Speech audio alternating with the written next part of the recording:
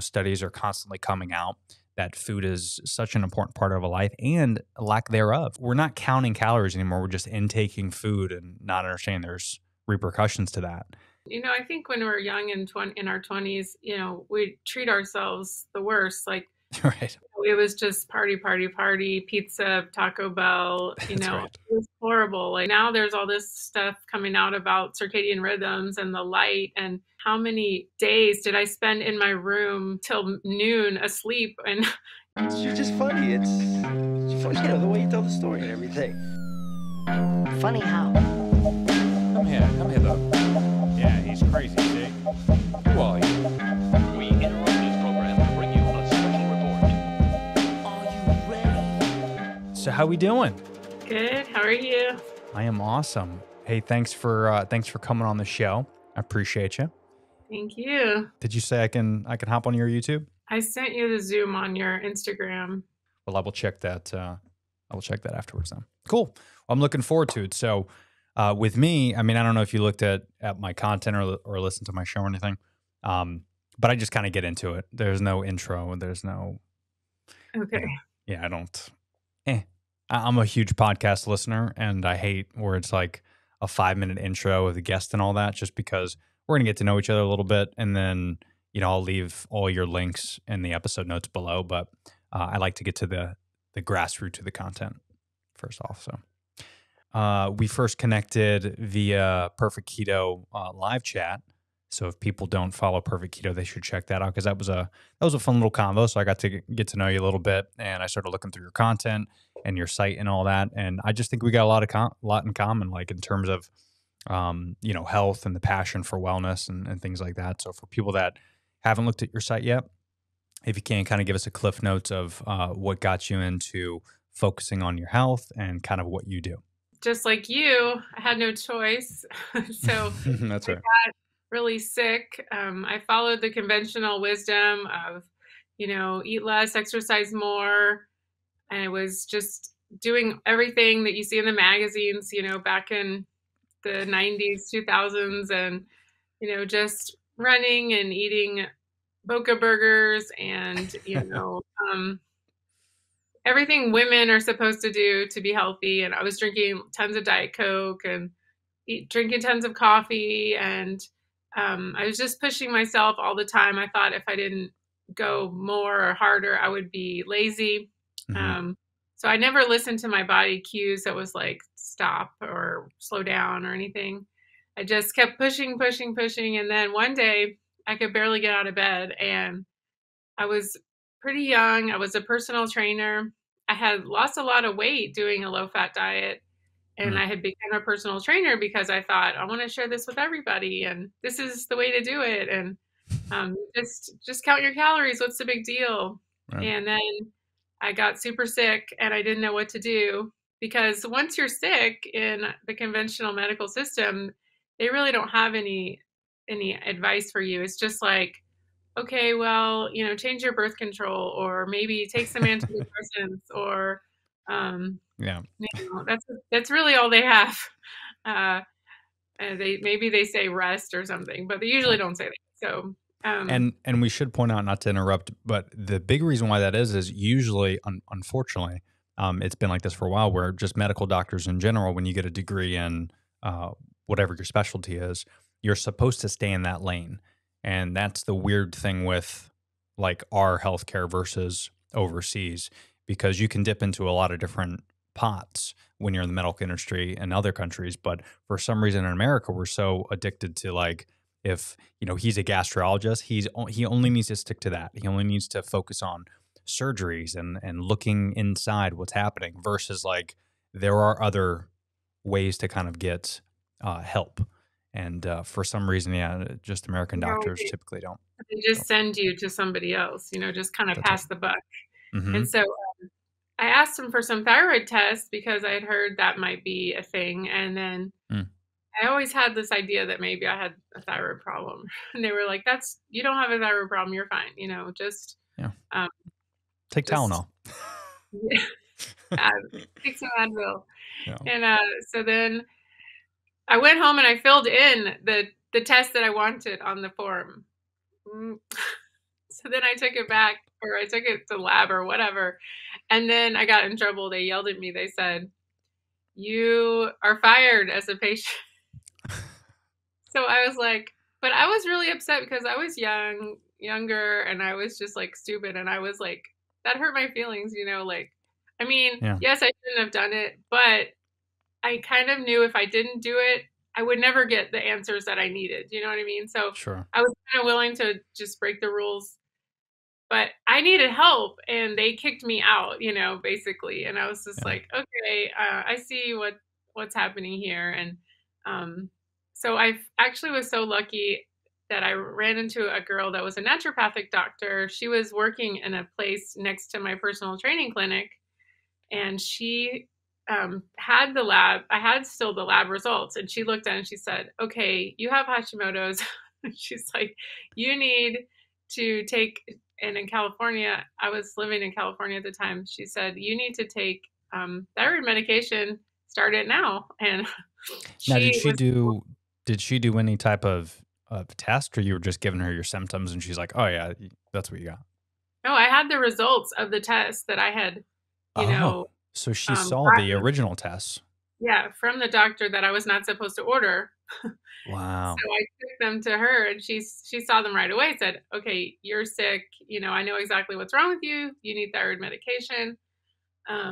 She wasn't as super into diet as some other naturopaths or nutritionists are, but she, well, it was kind of like eat whole foods or whatever. She didn't give me a lot of Sure. advice about diet, but within 2 weeks, I felt like a new person. I mean, that was absolutely what was wrong with me. So, Wow. but I was very interested in nutrition. Like when I was doing my personal training clients, all I wanted to talk about was what they were eating. And so that kind of led me to going into nutrition school.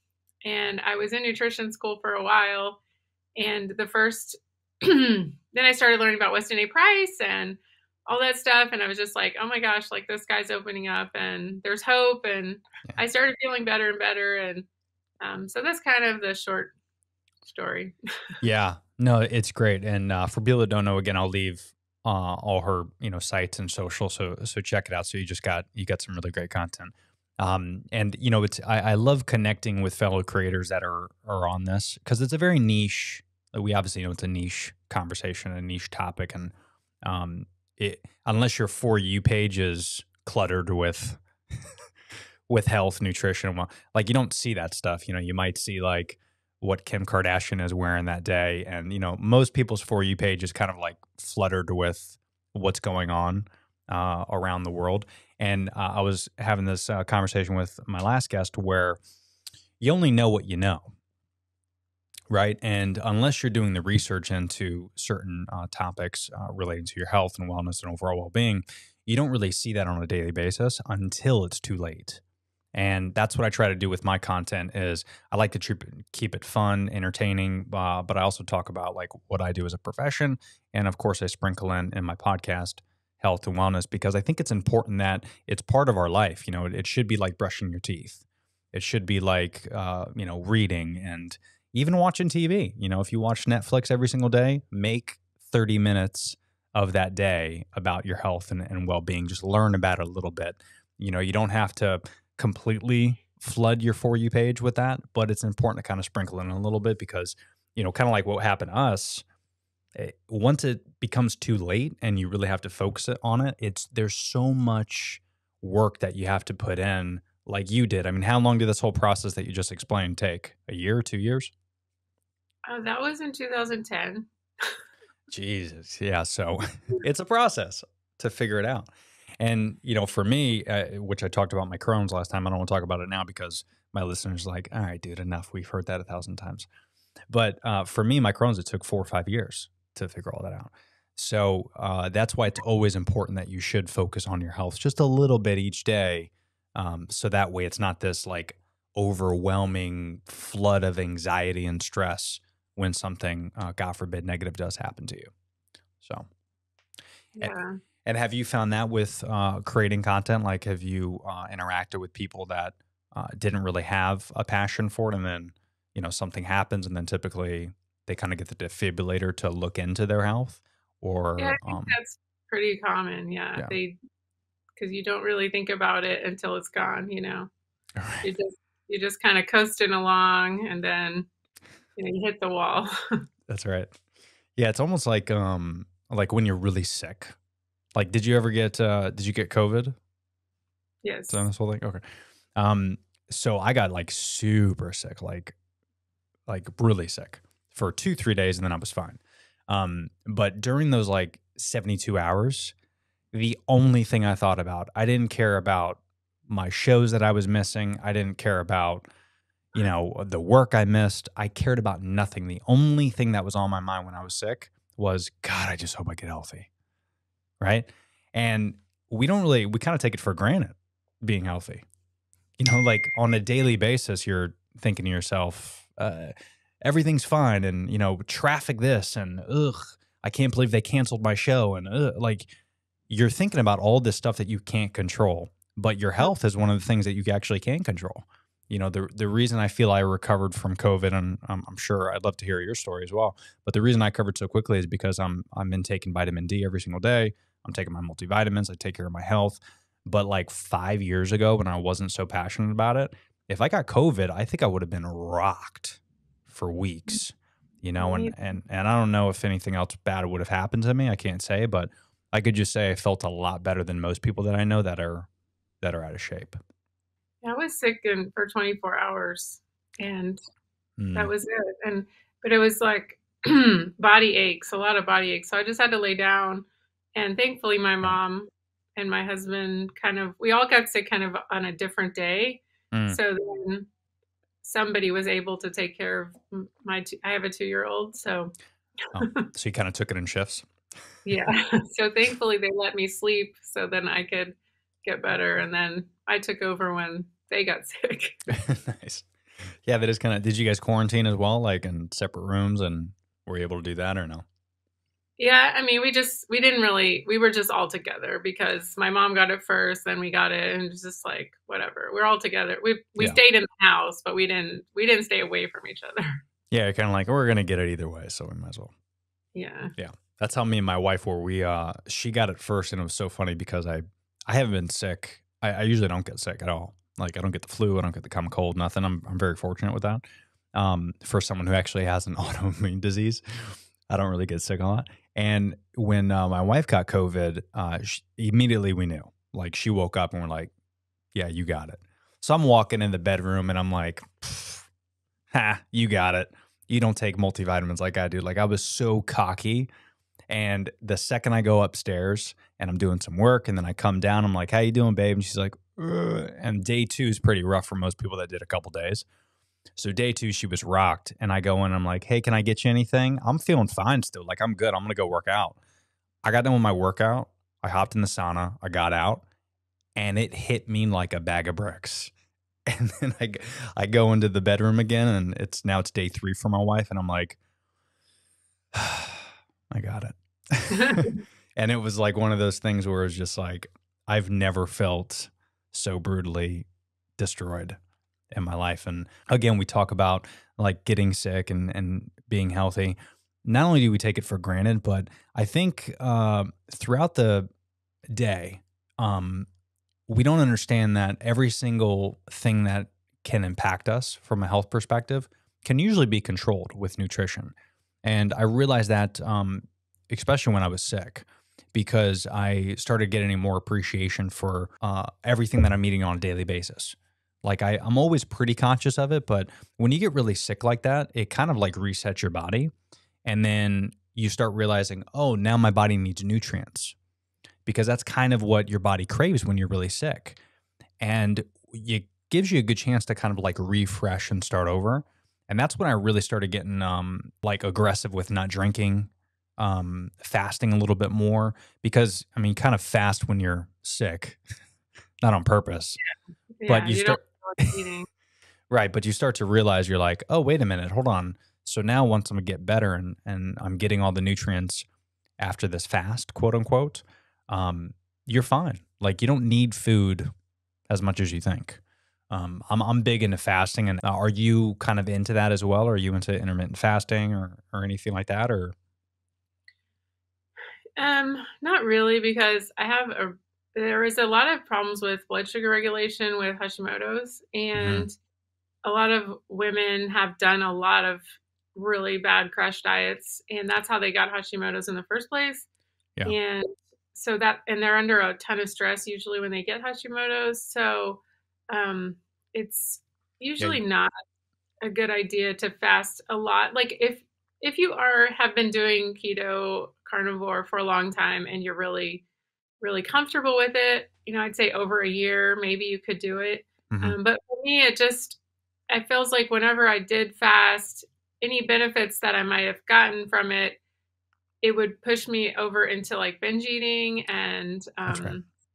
so it seemed like it negated any benefits that I would have gotten from it, because Yeah. it was like going into those old patterns of restriction, and it just messed with my brain so much that I was just like, it wasn't positive. So Sure. it's better to just kind of eat 2 or 3 meals a day and just kind of like try Y- to just kind of eat a regular amount, and not, because anytime you cut the food off, it would just be like, okay, well now I'm going to eat, donuts or something like. Now you just binge it. Yeah, exactly. And yeah, that is the problem with, really any type of diet. That's why they always say yo-yo diets, right? Like if you're not sticking to one specific quote unquote diet and you can't have it, I always say it needs to be sustainable. Like if you can't eat like this the rest of your life, just don't even do it. Don't even try. And that's kind of the problem when I talk to people about keto. Like I talked about this on the live that we had with Perfect Keto, but I'm not fully keto only because I just know it's not sustainable for me, for my diet personally. Because of my Crohn's, keto's a very funky thing where you kind of have to be careful with, macros and things like that, to where sometimes like I might go a whole day without eating just if I have an episode or something like that. So for me to get like, I got to be careful with getting into ketosis. And more importantly, if I don't eat or if I don't have my macros or my fats correctly, then when I don't eat for that half day or full day, because I can't physically, then when I start to eat like high fats, high proteins, low carbs, I get sick, because my body needs the carbs when I get off that fast or something like that. So it's very interesting how my body's changed so much, like in terms of what it needs and what it craves. And I have to be so conscious of it every day. Like I have to journal about what I eat, just because if something doesn't react with me well, I can't eat that anymore. Like it's a hassle. And, it didn't happen until I was like 30, and it's become a huge burden for sure.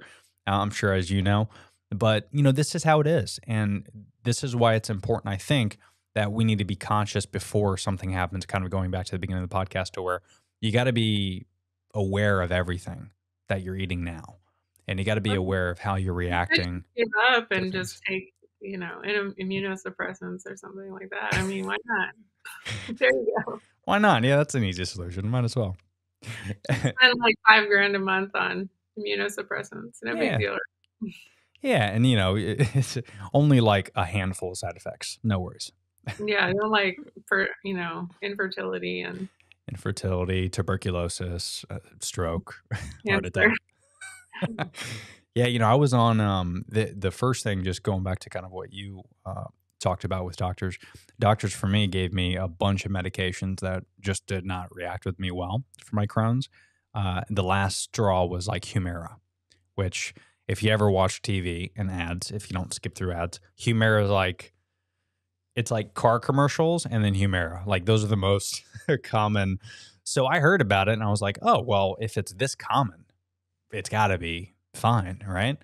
And then you listen to the ad at the end, and it's like, please do not take if you're above the age of 35, and it gives you those fast, side effects. And I'm like, it can't be that bad. Like it's got to help. So I did it for a few weeks. I was fine, and I was doing a shot like every week, in the leg. And after about like 4 or 5 weeks, I started getting a little bit of reaction to it, like some skin reactions.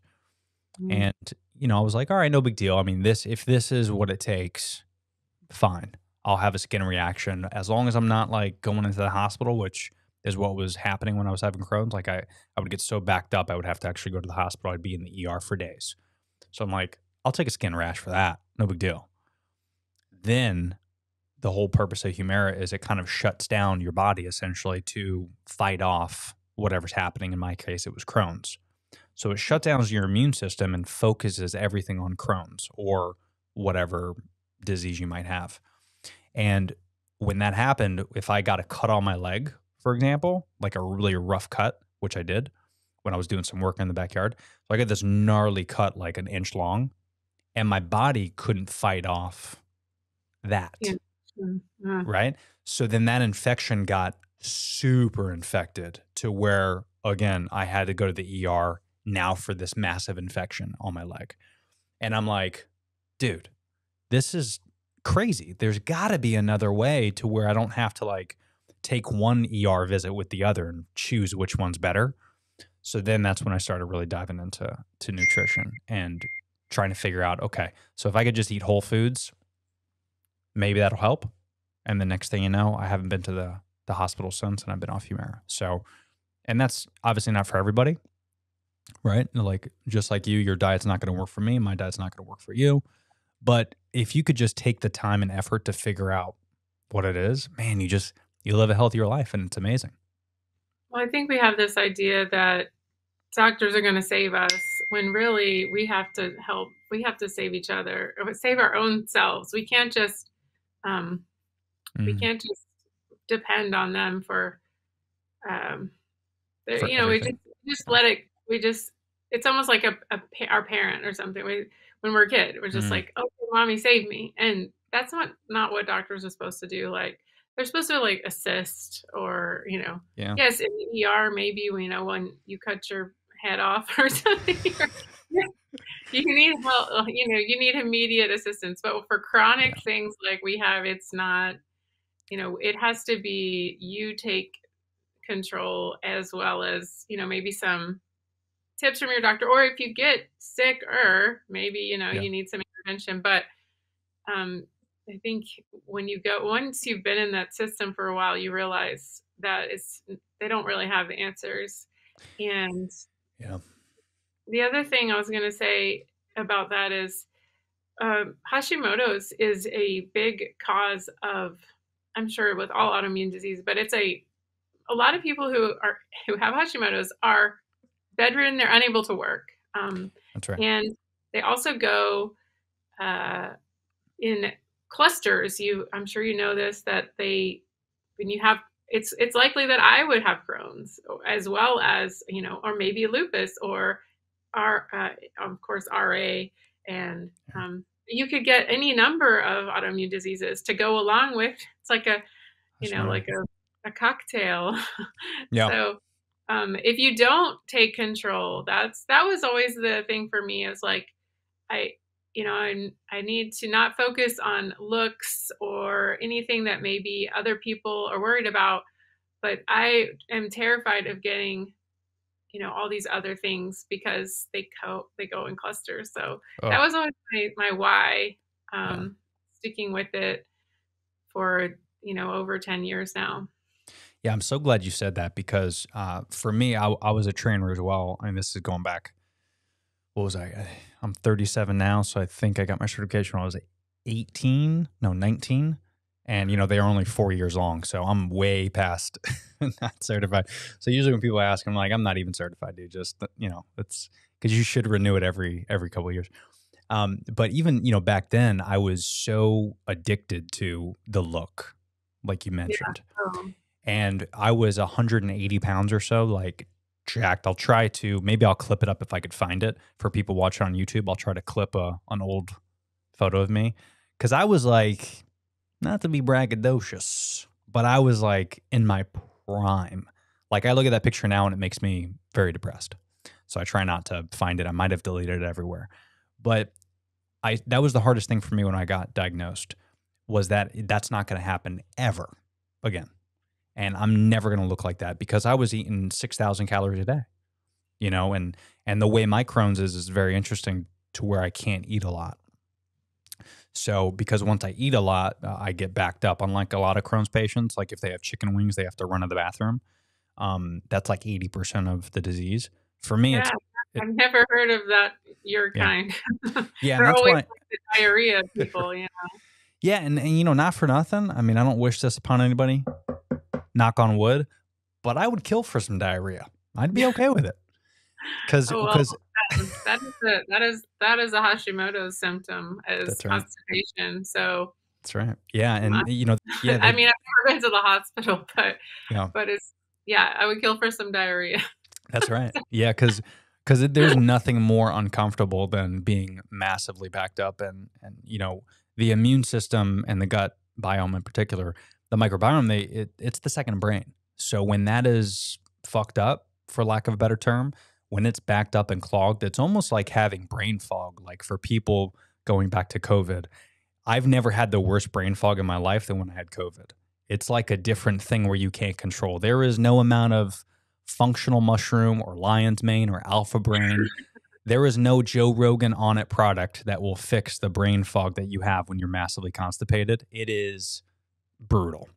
But So it's a detoxification issue, like that's all right. the things, all the bad chemicals that maybe you're exposed to, Mhm. or pesticides or whatever is being like recirculated, and it's whatever's on the inside of your colon is uh, causing more irritation, inflammation, That's right. by being sitting there. Like it's the benchmark of detoxification is opening up your pathways to Mhm. eliminate. And if you can't do that, then you really can't heal. That's right.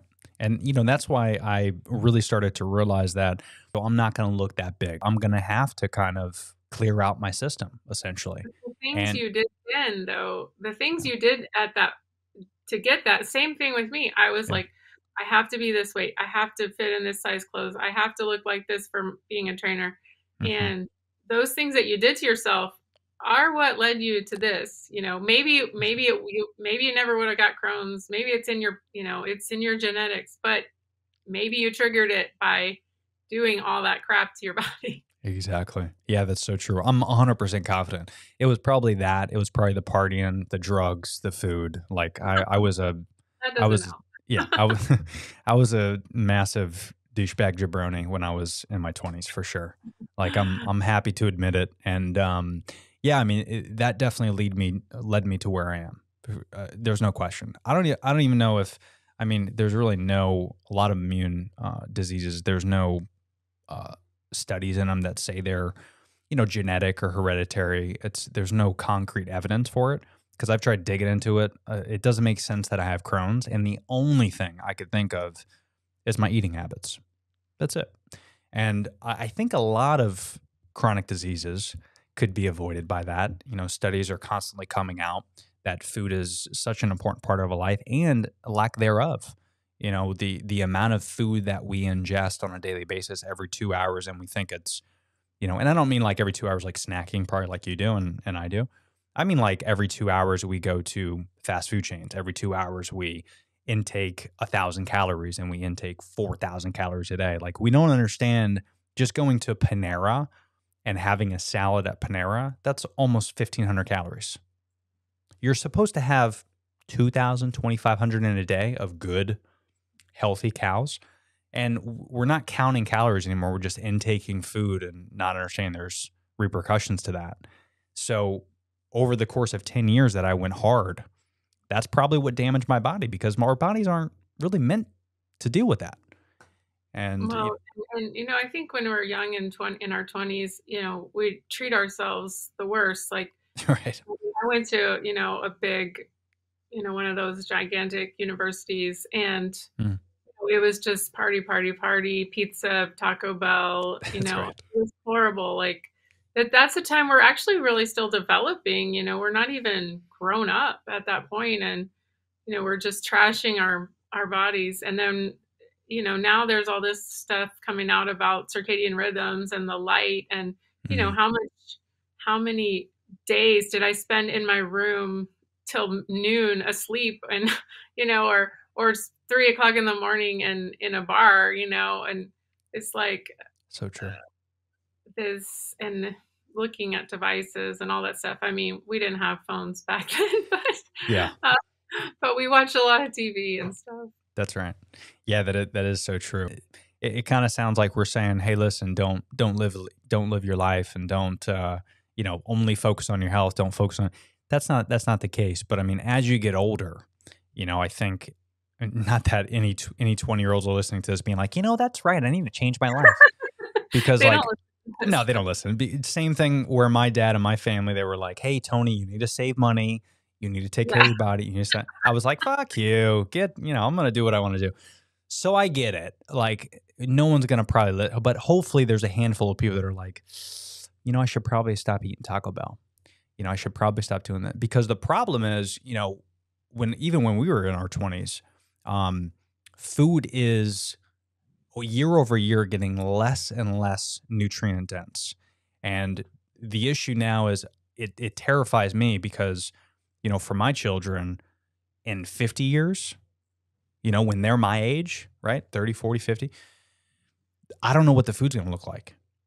It's kind of terrifying because when our parents were our age, food was great. Like bread only had 3 ingredients back then. Yeah. Now Didn't you have look at iron filings. Yeah. Now you look at bread and it's got 15 ingredients, not because I don't really think it's because companies like want to kill us. There's a lot of like influencers out there that are like, look at Pedialyte and look at the toxins that's in here and the red dye 6. And I think companies legitimately want to give us the best food possible, the fastest they can, and make it last the longest because they want to give us food. But now they're starting to realize that, oh shit, it's damaging to us. But Yeah, they're I not mean, going to. I Yeah, but think they do cut corners here and there, and sure. But I and think they did it like 50 years ago. They started cutting corners, and then now it's too late. Now they're not. They're aware of it now, but they're not going to go back and change things because they're making too much money. But I think originally the conception of the idea of whatever the product is back in the day, 50 years ago, 100 years ago, like Coca-Cola, for example. Those guys were like, we're just going to give people a great beverage and we're going to fill it with cocaine and it's going to be awesome. well, And and they were probably like, it's not alcohol, so it's got to be better, yeah, but same thing. But then It's now not- they're like, they're 120 years in. They're not going to change their fucking, the ingredients are going to be the ingredients. They're not going to change anything. And, and that's also too, where a lot of studies and then kind of the negative with all this food and nutrients, where unless we study an individual and they eat the same thing every single day and we study them for 50 years, we don't really know the effects of what they're eating and what they're doing, right? Because there's just no way to do a mass study of people that are eating this every single day. They were exercising. They're not smoking cigarettes and not drinking alcohol. Like there has to be not without losing their civil rights. correct. We'd You have have to incarcerate them or something, and that's not going to work. yeah. Which maybe we should look into that down the road because I think Well, I that's what. think they did that, but it it wouldn't go over today. Yeah. Yeah. What was that? Didn't they do that at Harvard? They locked up like 20 people or something. I think it was maybe like a year or something. Yeah. And yeah, it was. Yeah. And they tried to like do these massive studies of sleeping and eating and socializing and all that. But yeah.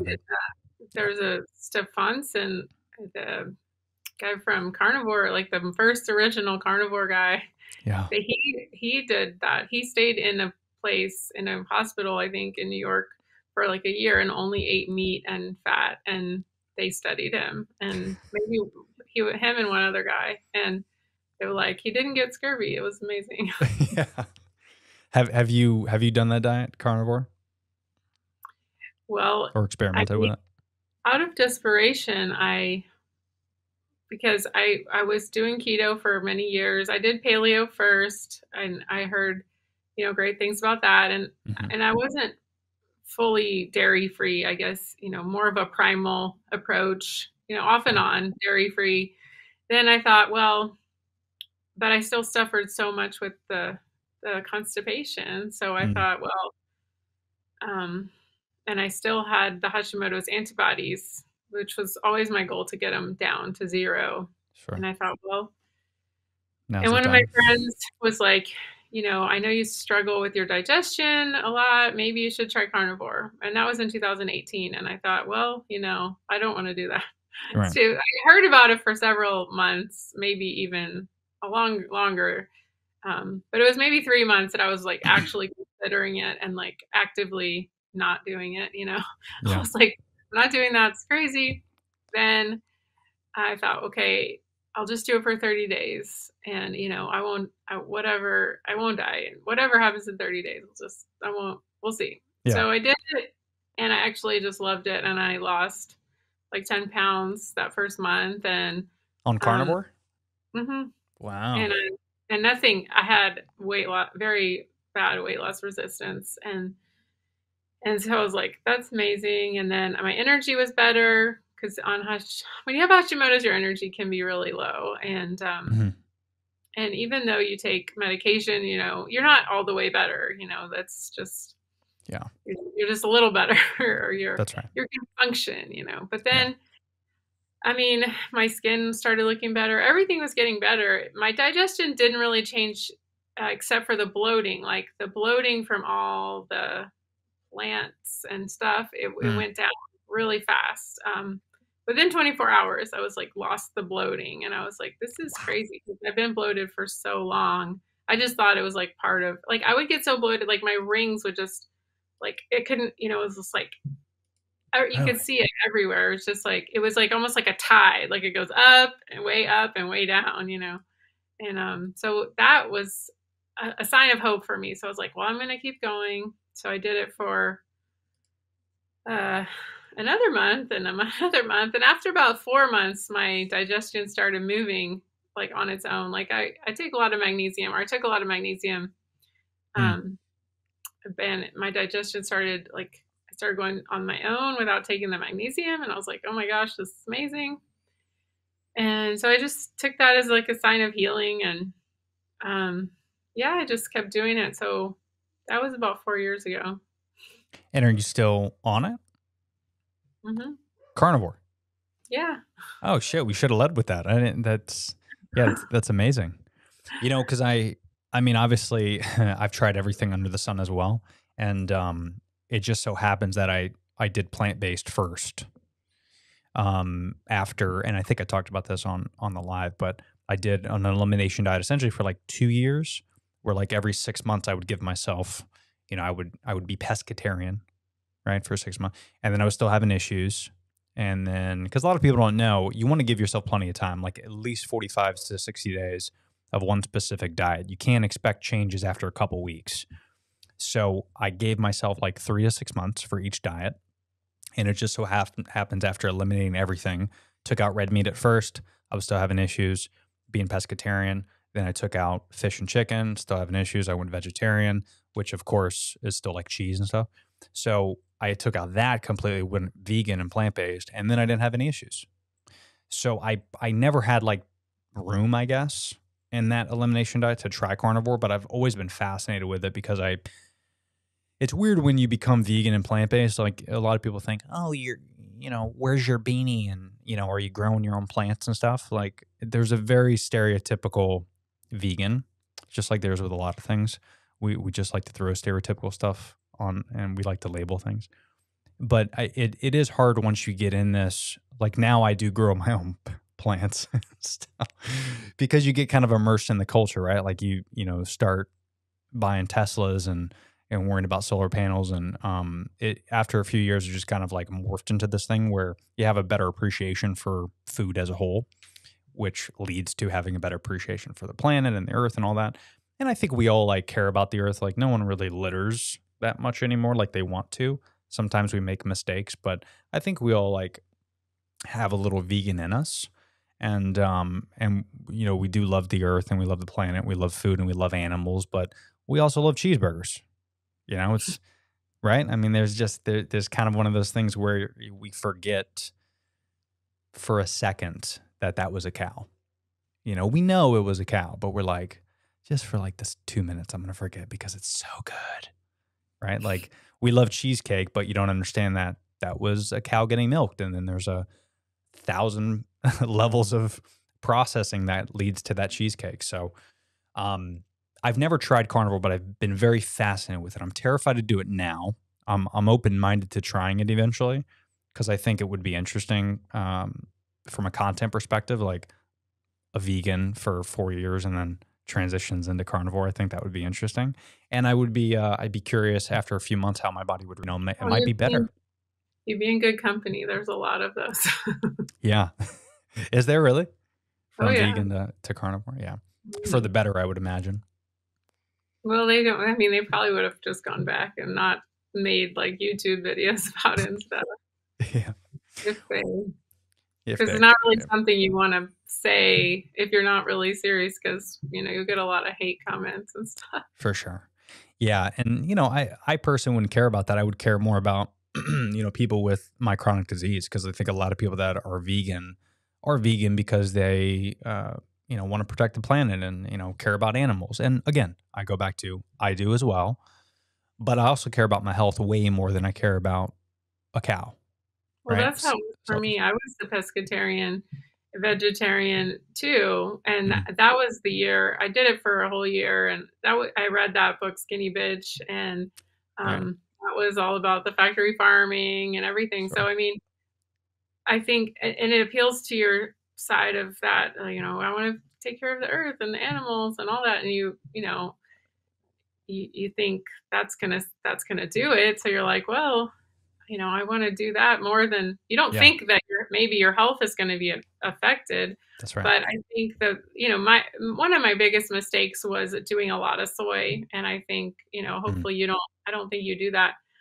So doing a lot of soy, I think that inhibits thyroid function and thyroid hormone synthesis. So I think that was a big mistake that, maybe I wouldn't have gotten as sick as I did if I didn't overdo the soy. I was eating it like 3 times a day, or just like nonstop. So, I was driving that nail in the coffin really hard. So, yeah. And I think that kind of goes back to, soy is a good point, because we kind of have this misconception a lot with different foods. But I think if you can live off the motto, which is why I think carnivore works for a lot of people, and you see some incredible health benefits, is it carnivore, or is it because it's no processed shit? Might be a little bit of that too. That's what's interesting about having a plant-based diet. Like if you just did a plant-based diet with meat occasionally, like good grass-fed or wild, game meat, I think you'd be fine. I don't think there's any issues with that, because I think it's all whole foods and it's all, good nutrient-dense foods. So when we look at carnivore, we look at like, it's carnivore. It's, because again, carnivore is not going to McDonald's and just grabbing the burger. Like it's good, healthy meats, livers and all that stuff. But it's not like you're. A lot of people believe in eating nose to tail, and then there's a lot of people who say you don't have to do that. So there's a kind of an inner fight between the people who are like, let's eat, McDonald's patties and ribeyes from the grocery store, and then there's the other people who are more like, you have to get your meat from a farmer and you have to eat the organs every day and all this stuff. So there's kind of it, but that's infighting. Sure. Like I'm sure in vegan they have the same thing. Oh yeah, for like, to a lot of people, I'm not even a full vegan, because I've done videos where like I'll do like an Instagram story and I'll have honey on my avocado toast, and fucking vegans freak out. They're like, "What the? You have honey? Do you know what bees had to go through for that?" And I go, "Yeah, I get it, dude, but again, that's the only thing I do bad. So I'm sorry." But yeah, there's a lot of that in each culture. But again, I think that's kind of good, right? Because we go back to what is good for you, right? What's good for you personally, and you can't worry about what anybody else says, because people don't know your story and they don't know what type of disease you has and what you went through. Unless you're like our followers and our fans and our YouTubers that actually watch our content and consume it every single day, you don't know the fight and the struggle we went through. You might not, if you had the choice, maybe you wouldn't want to be carnivore every day. Like if you could eat whatever you wanted to without any repercussions, you might do that. I know I would. Yeah, nobody wants to do this. Like my favorite food is ice cream. Like, come on, it's cereal. My favorite food, honestly, is cereal. I mean, growing up, I ate cereal every single day, and that is my favorite food. So, do you have a favorite cereal? If you had to pick, like, just on an island and you could only pick one cereal, what would it be? I don't. I mean, it's kind of lame, but it's like Honey Nut Cheerios. That's not lame. This is fantastic. It's one of the best cereals in the world. Yeah, I agree. Yeah, for sure. Vegans would love you hear that. My parents would like buy the cheap ones, like the off-brand ones. So, but I want the real thing. Yeah, not those big bags at the bottom of the. Yeah, I've because cereal is definitely The skim milk. Ugh. yeah. That's I all right. want real. I want the heavy vitamin D Yeah. full milk. Have you heard of 3 Wishes cereal? Mm, I'll Instagram. Cereal. Yeah, it's yeah, it is. But Okay. but it's actually really good because it's made I think like what's the key ingredients? It's like chickpea, monk fruit, for sweetener. There's only like 6 or 7 ingredients, but it's really good. Like I've tried Misfits and there's a couple other like healthy foods or healthy cereals rather, and they're just all cardboard garbage. This is the closest. Like they have a honey one. The reason I bring it up, they have a honey one that tastes exactly like Cheerios. Like you would freak out. And obviously you probably can't have it because you're carnivore. But if you had to cheat a little bit, like I use that to cheat, and it's really good. So there are some good alternatives, but yeah, there's nothing that beats Yeah, the there's best a lot more options than there used to be. That's right. Yeah. Yeah. For me, I mean, I'm Italian, so there's not a whole lot of great vegan alternatives. Like one thing I miss if I had to pick, I mean, I eat pizza still just because I make my own dough and I cook my own. I have a brick oven pizza in my house that I made. So Are you gluten free? not fully, no. I do it because the pizza is the only thing that I won't cheat on. Like I make my own dough and it's definitely got gluten. But like, if it's bread, I'll do gluten-free bread only because not necessarily an allergy or anything, but just because gluten does back me up. Like I've realized that. But in small doses, I can handle it because usually like if I have a nice big, like when I talk brick oven pizza, I have a huge brick oven pizza on me. So we'll cook 16-inch pies and I'll fast all day. Like I'll have nothing but juice. I'll make like a kale, celery, lemon juice, and I'll have that all day and I'll just kind of cleanse my body. So there's nothing left. And then at night, I'll have that pizza. So I know that's the only way I can intake that. But that is not, if someone told me, dude, you have Crohn's disease and the only cure is don't have pizza. I'm like, no, I'm keeping my Crohn's and I'm having it because I'm not. Pizza is like my cereal to you. Like that is not. So anyway, but I just realized we're at like 48 minutes. I could go all day with you, Caitlin, but I want to be conscious of your time and all that. But this was good. So let's wrap this bitch up so we can hop on your channel. Let everybody know where they could find you. Let them know your YouTube and all that jazz. My Instagram is it's Grass-Fed Girl. And my YouTube, I think, is Caitlin Weeks. But if you search Grass-Fed Girl on YouTube, it'll come up also. And so, yeah, Grass-Fed Girl everywhere, pretty much. And I have a blog at grassfedgirl.com. And I've written a couple cookbooks. And, yeah, lots of stuff. So Awesome. if you're struggling with thyroid or and you want to do carnivore, then just come find me. I love it. Well, Caitlin, it's been a pleasure having you on the show. Good to get to know you. And yeah, definitely for everybody listening out there, follow Caitlin. She's got some great content and really interesting stuff. So check that out. Caitlin, thanks so much for coming on the show, and we'll stay in touch. Thanks, Tony. Oh, hey there. First of all, thanks for making it to the end of this video. Not a lot of people do, according to the YouTube analytics, but I do want to say thanks for listening to this. There's some more episodes if you want to check those out, and they're all just as good. But if you haven't already, make sure you subscribe to the channel. Check out those timestamps below to reference some of the topics I talked about, as well as some discount links to some of our sponsors and affiliates. But thanks for listening to this episode, and we'll see you next time.